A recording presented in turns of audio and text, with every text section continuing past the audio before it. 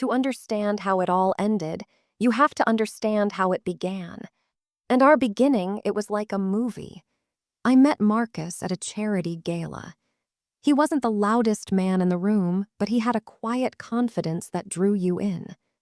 He had this way of looking at you, like you were the only person in a universe of 1,000 crowded rooms.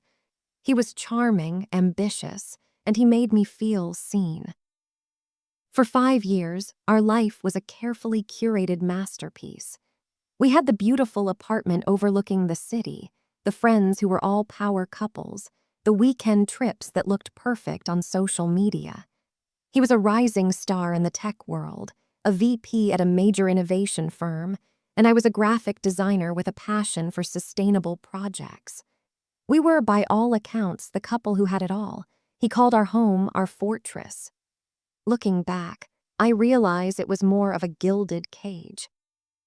The first seeds of his grand betrayal were sown on a rainy Tuesday, a year after my father passed away. I was going through my dad's old things, boxes of memories and half-forgotten dreams. My father was an engineer, a brilliant but humble man who never sought the spotlight. He spent the last decade of his life working on something he called Project Helios. It was a revolutionary concept for decentralized, low-cost solar energy storage. He believed it could change the world, bring power to communities that had none. He filled dozens of journals with equations, schematics, and his handwritten notes.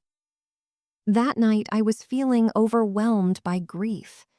Marcus came and sat with me on the floor, surrounded by the boxes. I opened up to him, something I rarely did with anyone. I showed him the journals. I told him all about my father's dream. I remember his eyes lighting up as I explained the core concepts. "Alara, this is genius," he'd said, his voice filled with a reverence I mistook for empathy. "Your father was a visionary." I trusted him. I loved him, so I let him read the journals. I watched as he spent weeks poring over my father's life's work, asking me questions, clarifying technical details. He said he was just curious, that he was fascinated by my father's mind. I saw it as him connecting with a part of my past, a part of me. What I didn't see was the glint of something else in his eyes. It wasn't fascination. It was appropriation. It was hunger. A few months later, he started talking about a secret project at work. He was suddenly working late almost every night. When I'd ask about it, he'd be vague. "It's big, babe, game-changing stuff. I can't talk about it yet, but this is going to be what sets us up for life." I was so proud of him. I saw his exhaustion and I brought him coffee. I saw his stress and I gave him space. I saw his ambition and I cheered him on, never once suspecting that the foundation of his rising star was built on the tomb of my father's legacy. The clues were there, of course. They always are. Little things. Like how he'd quickly close his laptop when I walked into the study, or how he stopped asking about my father, almost as if the topic was now inconvenient. The real turning point, the first crack in the perfect facade, came on our 5th anniversary. He had promised a special dinner, but he called at the last minute. "So sorry, babe. This project is at a critical stage. I have to stay late. I'll make it up to you, I promise." I was disappointed, but I understood, or so I told myself. I decided to surprise him, to bring his favorite takeout to his office. I wanted to show him I was still his biggest supporter. When I got to his building, the security guard, a friendly man named George, smiled at me. "Mrs. Vance, he's not in his office, though. He and Ms. Dubois left for the night about an hour ago." Ms. Dubois, his new protégée, a sharp, ruthlessly ambitious woman named Isabelle. He'd mentioned her a few times. I felt a cold knot tighten in my stomach. I called his phone. It went straight to voicemail. I drove home, the takeout food growing cold on the passenger seat, my mind racing. He got home after midnight smelling of expensive perfume that wasn't mine and told me he'd been stuck in a marathon coding session. He looked me right in the eye and lied. That was the night I stopped being a supportive partner and started becoming a detective. That was the night I realized our fortress wasn't built to keep the world out. It was built to keep me in. And I had a terrible, sinking feeling that the lies went far deeper than a simple affair. I just had no idea how deep they truly went. A lie is like a single thread you pull from a tapestry. At first, it's just one loose string. But if you keep pulling, the entire picture starts to unravel. After that night, I started pulling. I didn't confront him, not yet. My gut told me that a direct accusation would only make him more careful, more skilled at hiding his secrets. He was a master of manipulation, and I knew he would twist my suspicion into paranoia, my pain into insecurity. He'd done it before in smaller ways. You're overthinking it, Alara. You're being too sensitive. I wasn't going to let him gaslight me this time, so I watched, I listened, and I learned. The late nights became more frequent. The business trips piled up, often with Isabelle Dubois in tow. His phone was suddenly guarded like a state secret, always face down, always with him. When I once casually picked it up to pass it to him, the look of sheer panic on his face was more telling than any confession. The first piece of concrete evidence I found was almost laughably cliché. A credit card statement, carelessly left on his desk. It showed a charge for a $500 dinner at a notoriously romantic restaurant on a night he was supposedly working late. And then, a charge for a room at the St. Regis, a hotel we'd never stayed at together. The dates matched a business trip he'd taken to Chicago, a trip Isabelle had also been on. Seeing it in black and white was like a physical blow. I felt the air leave my lungs. For a few hours, I just sat there in his perfect office in our perfect home and let the heartbreak wash over me. The betrayal was so sharp, so deep, it felt like I was drowning.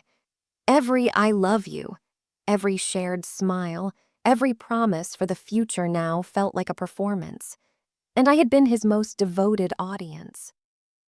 But as the initial wave of pain subsided, something else took its place. Cold, clear-headed anger. This wasn't just a simple mistake. This was a pattern of deceit. It was a calculated betrayal of everything we had built. That night, my anger gave me courage. I waited until he was asleep, his breathing deep and even. I slipped out of bed and went to his study. For years, I had respected his privacy, his workspace. Now I saw it for what it was, his command center of lies. His laptop was locked, of course, but Marcus had a weakness, his ego. He believed he was so much smarter than everyone else, including me. His password, I guessed on the third try, was Innovator King 7. I almost laughed. It was so perfectly, arrogantly him. I opened his email. My hands were shaking. I didn't know what I was looking for, but I knew I would recognize it when I saw it. I found a folder labeled personal. It was filled with emails between him and Isabelle. Love notes, plans for secret getaways, complaints about my neediness. Each word was a tiny dagger to the heart. It confirmed the affair, painting it in sickeningly vivid detail. I should have stopped there. I had the proof I needed to confront him, to end it. But something made me keep digging. Some instinct told me this was only the surface, the ugly, painful symptom of a much deeper disease. I went through his work files. There was a folder heavily encrypted, labeled project, Olympus. My heart hammered against my ribs. Olympus, Helios, the Greek god theme was too much of a coincidence. It took me another hour to bypass the encryption, using a security backdoor I remembered him bragging about. And then I found it. A 200-page presentation deck. The business plan for the game-changing technology his company was about to launch. A technology that would make him and his investors hundreds of millions of dollars. I clicked through the slides. I saw diagrams, data projections, market analysis, and I saw the core technology, the schematics for the low-cost energy storage unit. They were identical to the drawings in my father's journals. He had scanned the pages, digitized them, and put a sleek corporate logo on them. He hadn't just been inspired by my father's work. He had stolen it. Every last equation, every last idea. He had even kept the name, almost as a private joke. The official product name was the Olympus Grid, but the internal project code on every single technical document, Project Helios. In that moment, the pain from the affair vanished, replaced by a white-hot rage that consumed everything. This wasn't just about cheating. This was about something so much more monstrous. He hadn't just broken my heart. He had desecrated my father's memory. He had taken the one pure thing I had left of my dad, his dream, and twisted it into a tool for his own greedy ambition. He had used my grief, my trust, and my love as a key to unlock my father's legacy and steal it for himself. I sat there in the dark, the glow of the screen illuminating my face. The man I loved didn't exist. He was a phantom. In his place was a monster, a thief who had robbed me of my present and my past. And as the sun began to rise, I closed the laptop. The tears were gone. My path was no longer uncertain. He wasn't going to get away with this. I wasn't going to just leave. That was too easy. He was going to give it all back. And then I was going to take everything from him. Everything. Grief is a strange thing. It can break you, or it can forge you into something new. The grief I felt over Marcus's infidelity was one thing, but the grief from this second, deeper betrayal was something else entirely. It was a crucible. And in its fire, the soft, trusting woman I had been was burned away. What rose from the ashes was someone he would never recognize. For a week, I was a ghost in my own home. I went through the motions, playing the part of the loving partner. I made him breakfast. I asked about his day. I smiled when he told me about the incredible progress of his project. Every word he spoke was a lie, and every smile I gave him was a promise of the storm to come. He was so wrapped up in his own brilliance, so sure of his own cleverness, that he never saw the shift in my eyes. He saw my quietness and mistook it for contentment. He had no idea it was the calm before the reckoning. My first step was to secure the evidence. I spent 2 nights secretly copying every file from his laptop onto an encrypted hard drive. The emails with Isabel, the Project Olympus business plan, the original scanned pages from my father's journals with the digital timestamp showing when he uploaded them. I created a fortress of proof. But I knew that wasn't enough. Marcus was a corporate titan. He had lawyers, a PR team, and a board of directors who were all about to become very, very rich because of him. My word against his, even with evidence, would be a battle. I needed to do more than just expose him. I needed to dismantle his entire world from the inside out, so that when it all came crashing down, there would be nothing left to salvage. My father, for all his genius, was also a deeply cautious man. As I was packing up his study after he passed, I had found a locked box. Inside was a letter addressed to me. He told me that if anything ever happened to him, I should know he had taken steps to protect his work. He wrote that he had sent a notarized and dated copy of his complete Project Helios research to a trusted patent lawyer, a man named Samuel Reed, with instructions that it was not to be opened unless by me or in the event of his death. At the time, I thought it was just my dad being overly careful. Now, I realized it was a lifeline from beyond the grave. Finding Samuel Reed was my next mission. He had retired and moved to a small town upstate. I drove there on a Saturday telling Marcus I was visiting an old college friend. Samuel was an old man with kind eyes and a mind as sharp as a tack.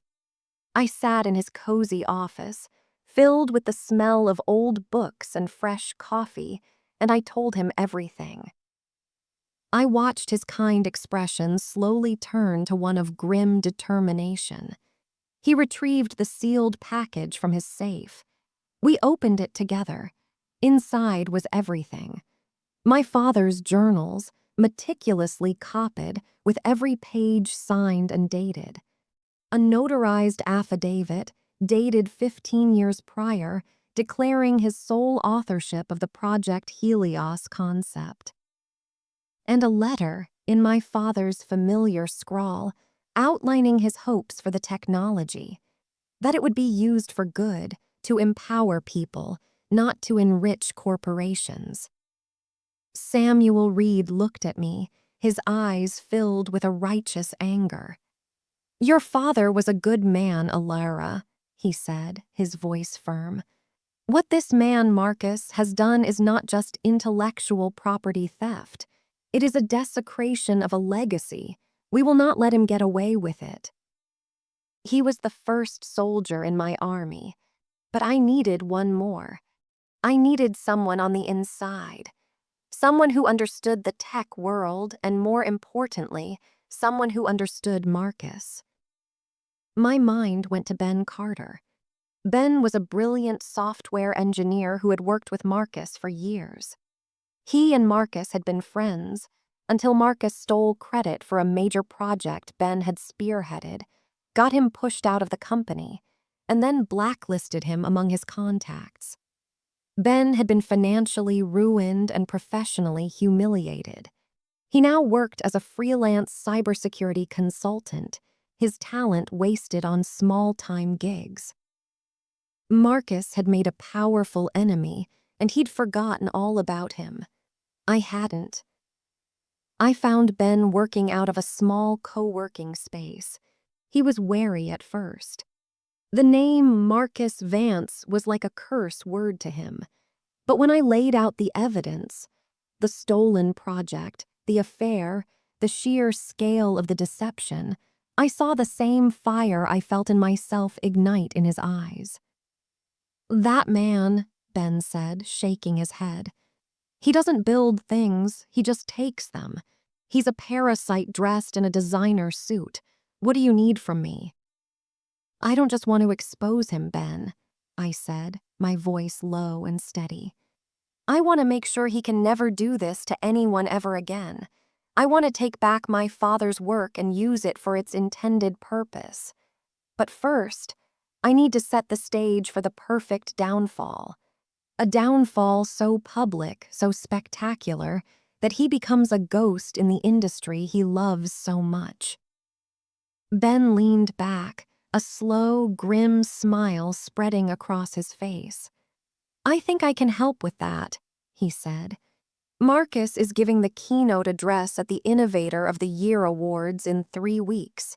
He's the guest of honor. It's his coronation. He's going to be on top of the world." My own smile matched his. "I know," I said, "and I can't think of a better place for a king to lose his crown." The plan was beginning to form. It would be a 3-pronged attack.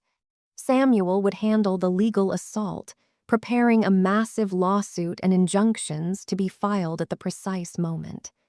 Ben would handle the technical assault, finding a way to control the presentation Marcus would be giving. And I would handle Marcus. I would be the face of his destruction. The ghost of the man he thought he'd erased was about to come back and haunt him in front of the entire world. Sun Tzu wrote, "The supreme art of war is to subdue the enemy without fighting." For the next 3 weeks, I lived by that principle. I became the perfect, supportive partner. The closer the awards ceremony got, the more affectionate and proud I acted. I helped him pick out his tuxedo. I listened to him practice his speech, a nauseating monologue about integrity, vision, and building a better future. I would nod and smile, telling him how powerful he sounded, all the while knowing I was helping him polish the weapon that would be used for his own execution. It was the most difficult acting job of my life.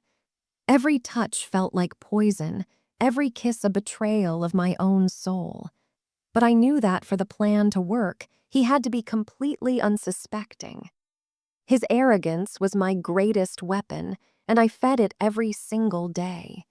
He needed to be standing at the highest possible point, so that when I pushed him, the fall would be long and absolute.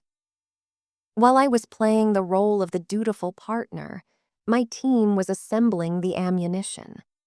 Samuel Reed, my father's old lawyer, worked with a ferocity that defied his age. He drafted a lawsuit for intellectual property theft that was a work of art, citing every stolen schematic and every piece of copied code. He prepared injunctions to freeze Marcus's personal assets and the company's transfer of the technology. His plan was to serve the papers to the board of directors and the media at the exact moment the public humiliation began. It would be a legal pincer movement. Meanwhile, Ben was my digital phantom. He worked from his cluttered apartment, fueled by coffee and a long-simmering desire for justice. He didn't just find a way into the awards ceremony's presentation system. He owned it. He could control every screen in that ballroom from his phone. But he went further. He dug into the company's servers, unearthing a treasure trove of damning evidence. He found deleted emails where Marcus explicitly told his engineering team to replicate my father's designs. He found the original file transfer logs, showing the exact date and time Marcus had downloaded my dad's journals from our home computer to his work server. He even found a recorded video conference call where Marcus laughed with a colleague, saying he found the golden goose in some dusty old notebooks. Ben compiled all of this into a single, devastating presentation. It started with a high-resolution scan of my father's handwriting, then showed a side-by-side comparison of his original drawings and Marcus's patented designs. It included screenshots of the incriminating emails, the server logs, and it ended with that video clip of Marcus laughing. It was a digital coffin, and we were just waiting for the right moment to nail it shut. As the day of the awards approached, we learned something that raised the stakes even higher. Marcus's company was in the final stages of a merger. A massive international tech conglomerate was acquiring them for over $1 billion, an acquisition based almost entirely on the perceived value of his Project Olympus. The deal was set to close the morning after the awards. The awards ceremony wasn't just his coronation, it was the final sales pitch. His entire fortune, his entire future, hinged on that night going perfectly. The night before the event, the three of us, me, Samuel, and Ben, met one last time. We went over the plan, synchronizing our watches like something out of a heist movie. Samuel's legal couriers were in place. Ben had triple-checked his access to the system. My role was the most unpredictable. I was the one who had to walk into the lion's den, sit beside him, and wait for the perfect moment to strike. "Are you sure you're ready for this, Alara?" Samuel asked, his voice gentle. "Once this starts, there's no turning back. It's going to be a firestorm." I looked at a picture of my father I kept in my wallet. He was smiling, his eyes crinkling at the corners. He was a man who believed in doing the right thing in building, not taking. Marcus didn't just steal a project, I said, my voice quiet but firm. He stole a future, a better future my father wanted to build for people who needed it. This isn't just for me, it's for him. Ben gave me a determined nod. The system is ready. When Marcus clicks to his second slide, my program will take over. The whole show will be ours. Just give me the signal. The signal. We had agreed on a simple, discreet gesture. When Marcus was on stage, basking in the applause just before his speech, I would raise my glass in a silent toast. That would be Ben's cue to arm the system. I went home that night and found Marcus in the living room, holding the award he'd been given in advance for the photo ops. He was polishing it, looking at his own reflection in the gold plating. He looked up at me and smiled, a wide, triumphant smile. "Look at it, Alara," he said, his voice brimming with pride. "This is just the beginning. After tomorrow, the whole world is going to know my name." I walked over to him and straightened his tie, my fingers brushing against his neck. I looked him dead in the eye and smiled back. "I know," I said, "and I can't wait for everyone to see the real you." He took it as a compliment. He had no idea it was a curse. The night of the Innovator of the Year awards felt like a scene from another reality. The ballroom was a sea of black ties and glittering gowns. Champagne flowed freely, and the air buzzed with the self-important chatter of the tech elite. Every person in that room was there to celebrate one man, Marcus Vance, my husband, the thief. I was on his arm, dressed in an elegant silver gown, a serene smile plastered on my face. To everyone there, I was the picture of a proud, supportive wife. Inside, my heart was a war drum, beating a frantic, steady rhythm against my ribs. I could feel Ben's presence somewhere in the crowd, a silent ally. I knew Samuel's couriers were outside, waiting for the signal. We were a trinity of vengeance, hidden in plain sight. Marcus was in his element. He moved through the crowd with an easy grace, shaking hands, accepting congratulations, his ego swelling with every compliment. He'd lean in and whisper to me, "Are you seeing this? They love us. We're on top of the world." Each time, I'd squeeze his arm and say, "You deserve all of it." The irony was so thick I could taste it. We took our seats at the main table, right at the front. The CEO of his company was there, as were the key investors and the acquisition team from the conglomerate. They toasted to Marcus, to the future, to the billion-dollar deal that was about to make them all unimaginably wealthy. Marcus soaked it all in, his face glowing with a satisfaction so profound it was almost obscene. He was a king holding court, completely oblivious to the fact that his throne was rigged to collapse. The ceremony dragged on. Award after award was given out, but everyone knew it was all just an opening act for the main event. My hands were cold, my palms clammy. I kept my breathing slow and even a technique my dad had taught me to use when I was nervous. Breathe in the calm, breathe out the noise. The noise in my head was deafening. What if something goes wrong? What if Ben loses his connection? What if Marcus suspects something? Then the host of the evening walked to the podium.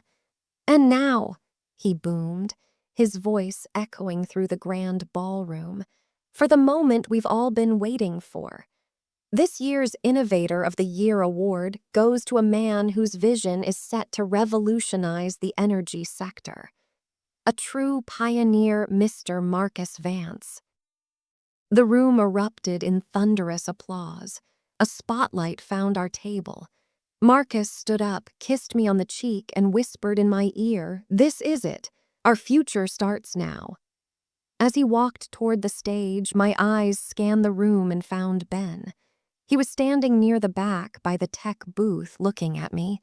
He gave a subtle, almost imperceptible nod. The system is ready.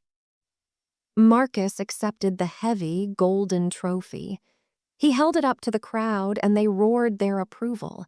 He beamed, his smile a mask of pure triumph. This was his peak, the highest he would ever climb. He stood at the podium, basking in the adoration for a long moment. He looked out over the crowd, his eyes finding mine. He winked. That wink, that casual, arrogant gesture of shared victory, it solidified every ounce of resolve in my body. This was the moment.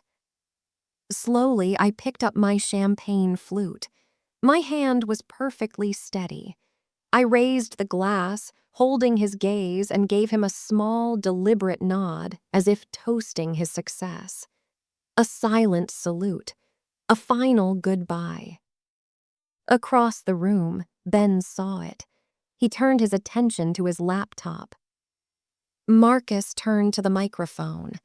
"Thank you," he began, his voice smooth and confident. "Thank you all. When I first started working on what would become the Olympus grid, I had a simple dream." He clicked the button to advance to his first slide. On the massive screen behind him, his company's logo appeared, just as planned. He launched into his story, a completely fabricated tale of sleepless nights, sudden inspiration, and relentless hard work. He was a masterful storyteller, and the room was captivated. He spoke for about a minute, building the narrative of his genius. He was setting the scene for his own demise. He reached the end of his introduction. "But enough about the journey," he said with a chuckle. "Let's talk about the destination." He pressed the button again, expecting to see a slide with impressive financial projections. But that's not what appeared. The screen flickered for a half second, and then a new image filled the giant display.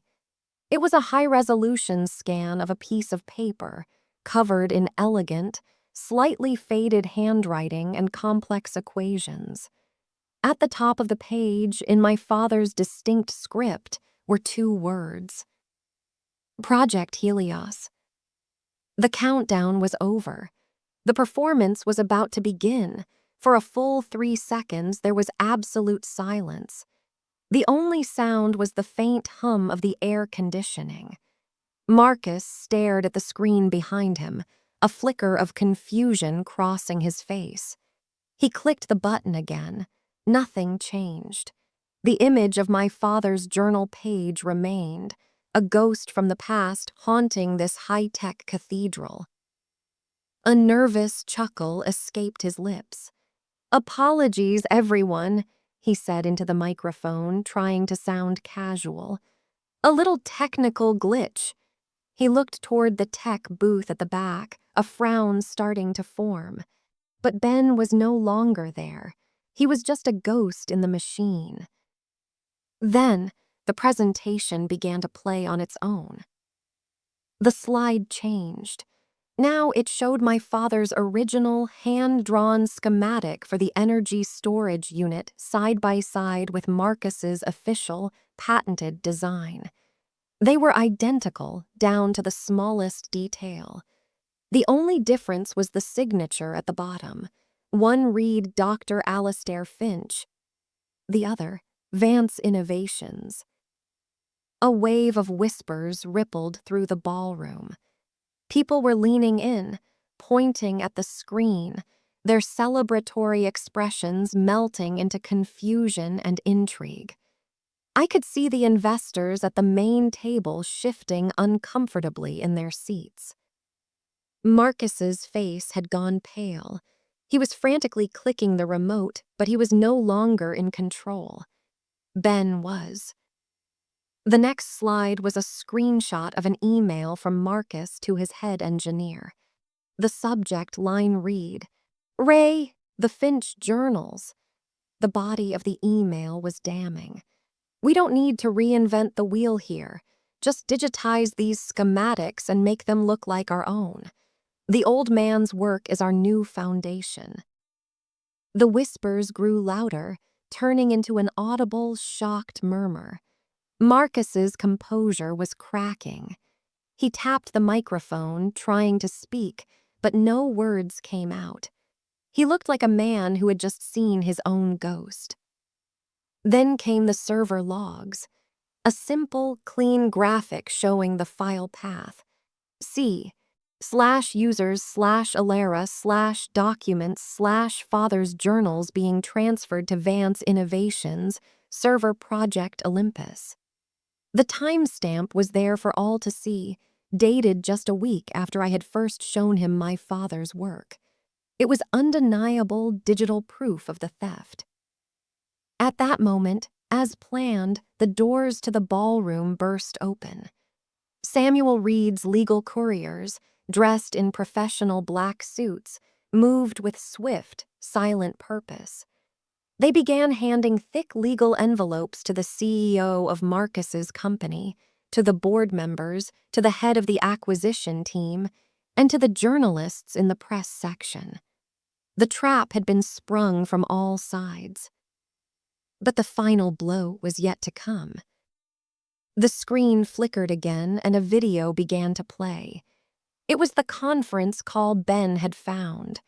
There was Marcus, on screen, looking relaxed, laughing with a colleague. The audio was crystal clear. "You're a genius, Marcus, a true genius," the colleague said. And then Marcus, my husband, replied, his voice dripping with condescending arrogance. "Genius is knowing where to find it. I found the golden goose in some dusty old notebooks my girlfriend's dead dad left behind. He did all the hard work. I'm just the one smart enough to cash the check." A collective gasp went through the room. It was a sound I will never forget. It was the sound of an empire turning to dust. The CEO of the acquiring company stood up, looked at the legal papers in his hand, then at the screen, then at Marcus. Without a word, he and his entire team turned and walked out of the ballroom. The billion-dollar deal had just evaporated into thin air. The video ended and the screen went black. The silence that followed was heavy, suffocating. All eyes were on Marcus. His face was a mask of pure horror. He was breathing heavily, his knuckles white as he gripped the podium. He had been exposed in the most brutal, public way imaginable. His triumph had become his tomb. And then I stood up. I walked from my table, my silver dress shimmering under the spotlights that were still trained on the stage. I felt 1,000 pairs of eyes on me, but I only saw him. I walked up the steps to the stage, took the microphone from the stand next to him, and looked out at the silent, stunned audience. "My name is Alera Finch," I said, my voice clear and steady, amplified throughout the hall. "The man my father, Dr. Alastair Finch, is the true innovator you are here to celebrate tonight. He dreamed of a world where energy was cheap and accessible to all. He poured his life into that dream." I turned my head slightly to look at Marcus. He flinched, as if my gaze was a physical blow. "That dream was not for sale," I continued. "It was not meant to build a fortune for one man. It was a legacy of hope, and I am here tonight to take that legacy back." I placed the microphone back on the stand. I didn't need to say another word. The evidence had spoken for me. I looked at Marcus one last time. The confident, charming man I had fallen in love with was gone. In his place was a hollowed-out shell, a man destroyed by his own greed. His empire was gone. His reputation was gone. His future was gone. I turned and walked off the stage, leaving him alone in the spotlight, surrounded by the ruins of his life. The silence was finally broken by the flash of cameras, a feeding frenzy as the press descended. I didn't look back. The war was over. Walking out of that ballroom felt like walking out of a fire. The noise, the chaos, the flashing lights all faded behind me until all I could hear was the sound of my own footsteps on the marble floor. I didn't feel the triumphant joy I had expected. I didn't feel a rush of victory. I just felt quiet, a profound, heavy quiet. The quiet that comes after a long and brutal storm has finally passed. The fallout was immediate and catastrophic, exactly as we had planned. The headlines the next morning were merciless. Tech Messiah or Master Fraud? $1 billion deal implodes amidst scandal. Innovator of the Year exposed as a thief. Marcus's name became synonymous with deceit. He was fired by the board of directors within 24 hours. The lawsuit Samuel filed was airtight. The company had no choice but to settle, publicly acknowledging Dr. Alastair Finch as the sole creator of the Project Helios technology. Marcus was left with nothing. His stock options were voided. His reputation was in tatters, and the friends and colleagues who had toasted his success just the night before now wouldn't even answer his calls. He had become a pariah. Isabelle Dubois disappeared from the picture just as quickly, severing all ties, a rat leaving a sinking ship. I filed for divorce. He didn't contest it. There was nothing left to fight for. I saw him one last time across a lawyer's table to sign the final papers. The arrogant, confident man was gone. He looked small, defeated, his eyes hollow.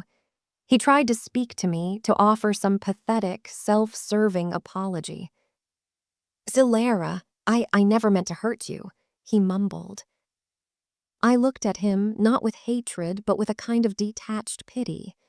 "You didn't just hurt me, Marcus," I said, my voice devoid of emotion. "You tried to erase a good man's memory for money. There's no apology for that." I signed the papers and walked out of the room and out of his life forever. He no longer had any power over me. He was just a ghost, a bad memory. But my story wasn't about his destruction. That was just the necessary clearing of the rubble. The real story was about what we built in its place. Using the settlement from the lawsuit and my father's original plans, Ben, Samuel, and I started the Finch Foundation. Our mission was simple, to fulfill my father's dream. We weren't interested in corporate profits or shareholder value. We wanted to bring Project Helios to the world the way he had intended. We made the core technology open source, allowing researchers and nonprofits all over the world to build upon it. We used our funding to partner with communities in developing nations, building small, self-sustaining energy grids. Our first project was in a small village in South America that had never had reliable electricity. I went there for the inauguration. I stood on a dusty hill and watched as, for the first time, lights turned on in the local school, in the medical clinic, in the homes of the villagers. I saw the faces of the children, looking up at a glowing light bulb with a sense of wonder. In that moment, I felt my father's presence more strongly than I had in years. His legacy wasn't in a patent or a trophy. It was here. It was in the light, in the hope, in the future he had made possible. Marcus had tried to steal the blueprints, but he could never steal the purpose. The revenge I had sought wasn't just about tearing Marcus down. It was about building my father up. It was about restoring his name and his dream. The justice I found wasn't in his ruin, but in the quiet, profound victory of seeing my father's work finally being used for good. I had taken back our story. It's been 5 years since that night. 5 years since a gilded cage was broken and a legacy was reclaimed. The world of tech has long forgotten Marcus Vance. He is a footnote in a story about corporate greed, a cautionary tale whispered in boardrooms. But the name Dr. Alastair Finch is remembered. It's on the plaque of every community center we power, on the research papers of students inspired by his work, and in the hearts of people whose lives have been changed by his dream. His light, once hidden in dusty notebooks, now shines across the globe. I learned a lot from that time in my life. I learned that the most dangerous lies are the ones we tell ourselves, the ones about perfect lives and flawless partners. I learned that true strength isn't about never falling or never being betrayed. It's about what you do after. It's about finding the courage to stand up, not just for yourself, but for the truth. My revenge was never truly about Marcus. He was just an obstacle, a darkness that had to be passed through. The real journey was about finding my way back to my father's light. It was about understanding that a legacy isn't something that can be stolen. It isn't an object or an idea. It's the impact you leave on the world, the good you put into it. Marcus built an empire on a foundation of sand, and it washed away in a single tide. My father built his legacy on a foundation of purpose, and it will stand long after we are all gone. Sometimes people will try to take what is yours, your heart, your trust, your dreams. They might think they can get away with it. They might build walls of lies so high they believe they can touch the sky. But they always forget one thing. He thought he got away with it until I revealed his secret. But the secret was never really his to keep. Because in the end, the truth, like the sun, always finds a way to rise. And no amount of darkness can ever hope to extinguish it.